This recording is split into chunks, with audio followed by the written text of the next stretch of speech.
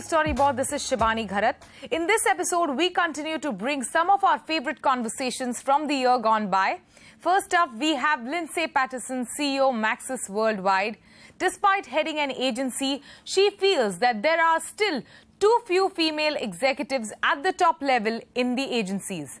In this conversation that she had with us, she speaks about how her agency is putting in a lot of effort in ensuring gender diversity at workplace. Let's take a look at this conversation that she had with Storyboard editor Anant Rangaswamy.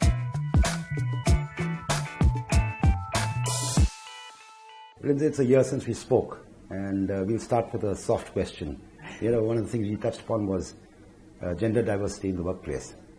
And you had some great plans, and so what's happened in the last 1 year? That's not a soft question. That's a very hard business question, right, because it is proven that more diverse boardrooms and more diverse leadership, so whether that's women or actually other races as well, or ethnicities, but it means you have better business results. So I know I'm joking with you, but sure.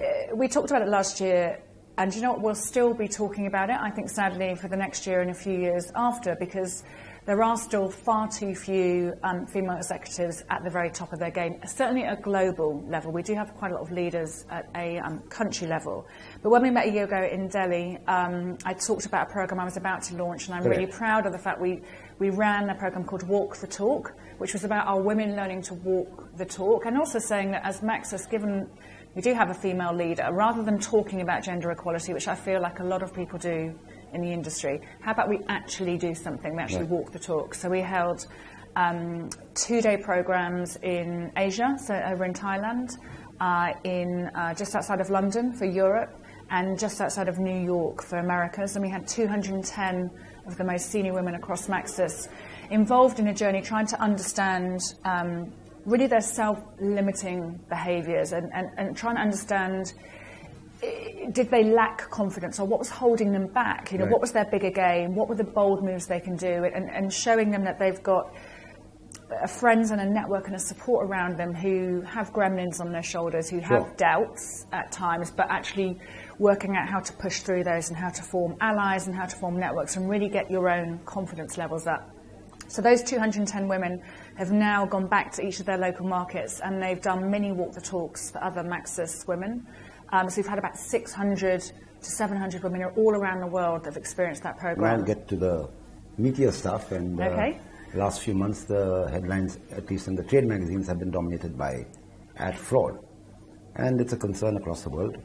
And India is just waking up to it, because ad fraud has not been the front page headlines of newspapers like it has in the US and the UK. So what are the challenges for you in the ad fraud area?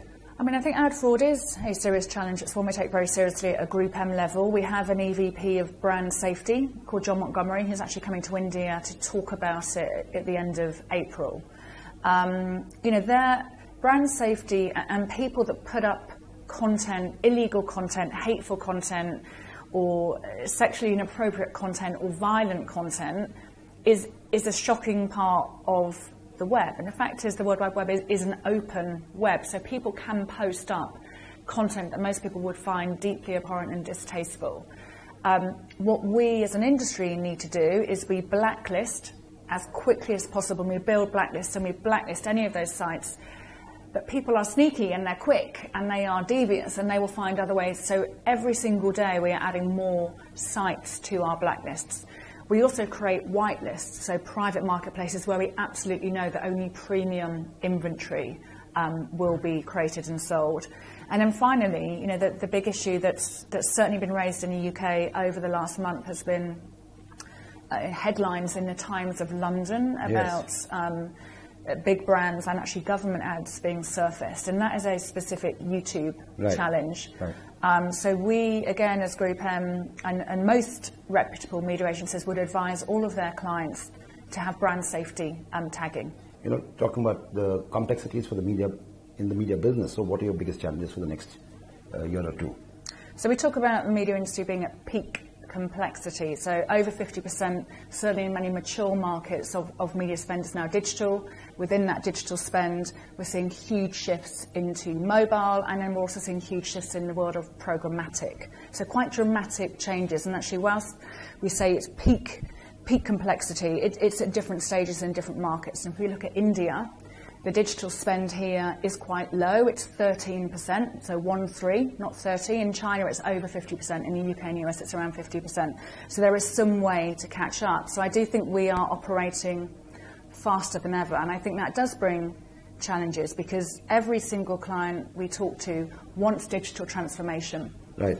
You know, the World Economic Forum talks about the fourth industrial revolution, which is a technological revolution, and media is at the cutting edge of that. And there are so many media choices now. It really is complex for a marketeer. You know, back in the day, you just had to decide how much to spend on TV and maybe some out of home and radio and what was your print strategy. And I think a lot of the conversations we've had with clients this week in India have been not what could we do, but what should we do? Because actually what we need to do is obviously be experts at looking across the ecosystem, but then narrow down and not be the dog that chases after every car. Right. One of the challenges with the growing complexity is educating your clients. So, you know, how much time and resources do you, Maxus, put into educating your clients? I think we could probably always do more because I think the explosion of the digital marketplace and with the attendant issues around marketplace integrity. So I think there is quite a lot of confusion in the marketplace. So the challenges we've seen around ad fraud, people confuse them with viewability. Viewability is an entirely different matter. Viewability is something that the publishers can absolutely sort out. Bullied by Group M a little bit. Bullied by Group M a little bit, or encouraged by Group M. Yeah, you should. An ad should be viewable. It's as simple as that. You don't pay for half a TV ad. So you shouldn't pay for half a digital ad. Or less than half. Yeah. I had a great week at Cannes 2017, and one of the conversations to remember was the one that I had with Michael Roth, Chairman and CEO IPG. He spoke to me about the importance of having skin in the game and being rewarded for the risks taken, and also about what would entice new talent into joining an agency as compared to joining a consultant. Let's take a look at this chat. We are at Cannes in IPG Media Brands Villa, sitting on a director's chair with Michael Roth. Welcome to the show. Well, it's great to be here. Thank you. So, you know, we're at Cannes and, you know, I wanted to know from you, is Cannes about advertising anymore? Yes, it is. But the interesting part is advertising has changed. So your question is accurate as to whether it's about advertising. But advertising is really, truly marketing and communication now. And it's bringing together technology, creativity, PR, experiential, technology. It's all coming together, and if you want to call that advertising, that's advertising. So do you think 5 years from now, maybe it will be more about consultants and tech companies as compared to advertising agencies? No, I think we do consulting. I know consultants are trying to do advertising, and what we bring to the table is a fully integrated offering. So we have media, we have creative, we have obviously experiential, we have PR, all on an integrated basis meeting the needs of the client. Consultants have a system integration DNA, and from that they add maybe some digital capabilities.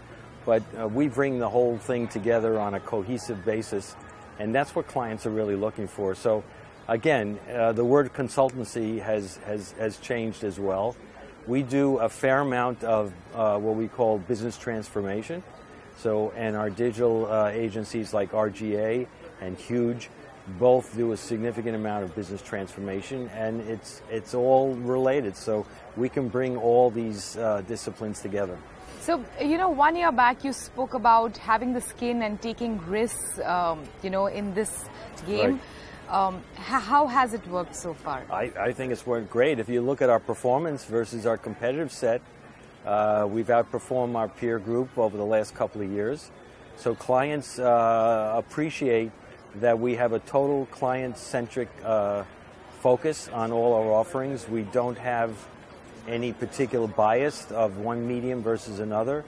We don't have skin in the game in terms of taking positions on inventory and media, and clients like an agnostic view of allocating media. And we've invested significantly in our digital footprint and our data analytics across the whole company. So I think it's going pretty well for us, and I look forward to that continuing. So what are the big risks that you've taken over the past 1 year? Well, I think one of the initial issues we faced is digital, and how do we approach digital? And rather than investing totally in one digital silo that would be working throughout IPG, we embedded digital capabilities in every agency, in every discipline, whether it be PR, advertising, experiential, sports marketing, all have digital capability embedded in it. Some of our competitors have just one big silo of digital, and they expect that silo to work well with the rest of the company. Our approach has been embedded in the disciplines and have specialty agencies come in on an open architecture basis to fill in the gaps if there are any. So how do you embed that? Is there a particular strategy? How do you make it integral? Well, we make it integrated by when we meet with the clients, and let's assume we get a brief or there's a pitch, we bring to the table all of the disciplines. And if we're doing our job right, our clients don't know what discipline is sitting in the room and how they're brought to the table. This way, we can really cover the full spectrum of marketing and communication. So when the issue of ad fraud came to notice, you were one of the persons very vocal about it. So I want to know from you your opinions about ad fraud. Yeah, look, our clients expect to pay for what they think they're paying for, and they want to be able to have the reach that they believe they're getting. And there has to be transparency in terms of where the money is going and what the results are. And our belief is that if the providers are not in a position to protect that, then there's no need for our clients to spend money in that environment. So I believe it's incumbent upon the publishers to make sure that where the money is going is actually where we think it should be going. So you had spoken how you are ready to work with the likes of Google. Sure. In working towards a more protected model for advertisers to avoid such a thing again. What is the progress in that direction? Obviously, the problem with Google came to the forefront. It's actually, I was in London when it came, and just as I landed is when it all came to the forefront. And we reached out to Google and said, we got to work together and we got to help solve this problem, and they committed to solve it. Unfortunately, recently there was another issue that they're on top of. So it's evolving. I think they're better than they were before, but they're not 100% there yet, and they need to be. We are at Cannes, and let's say, on one of the days at the Crosset, you, Maurice Levy, Martin Sorrell, and John Wren met together for dinner. What would be the conversation? Why are we having dinner? Last year, we actually came together for the UN Strategic Development Goals, and we met on the panel on the main platform, and we were all there supporting Strategic Development Goals. I assume we'd continue that dialogue. Certainly, IPG is committed to continuing Strategic Development 6, which is water, and we're continuing to support that. And the rest is, just general industry stuff, nothing that violates any law in terms of pricing or anything like that. It is time for us to slip into a short break. When we return, we bring to you our conversation with Kelly Clark, Global CEO, Group M.